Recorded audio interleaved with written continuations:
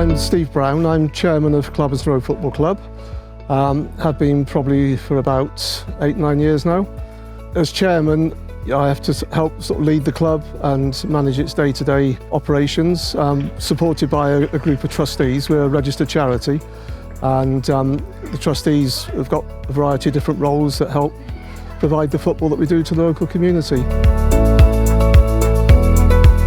We are based in a small village. I think we have more players than the population of the village.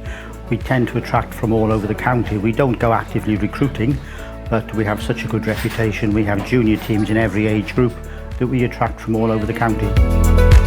We provide football for people of any ability, basically. We don't select people on the basis of their footballing skills. Anybody who wants to play football can come and play here. And we try to provide football for the whole family.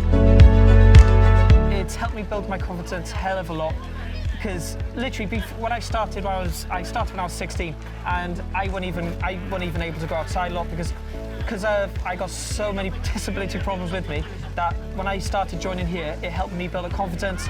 But places like this, it's broadened my horizon to able to go out a bit more, to interact with people I've never met, to really build up a friendly relationship with everyone. And that's why I find it's absolutely perfect to play in a game like this, to really enjoy what you do. Everybody has got something they can offer the club, I think, as a volunteer, whether it's just practical skills. I say just practical skills, they're really important to us. There's an awful lot of additional work that goes on behind the scenes that people don't see on a match day. We do have to work hard to get new volunteers, and we're constantly lobbying parents of new children that come to the club to try and get them involved in helping, or ideally developing coaching qualifications. And we do quite well relative to many clubs, I think. I'd be very flattered and obviously very pleased, but I would see it as an award for everybody in the club, because it takes a big team of people to be successful.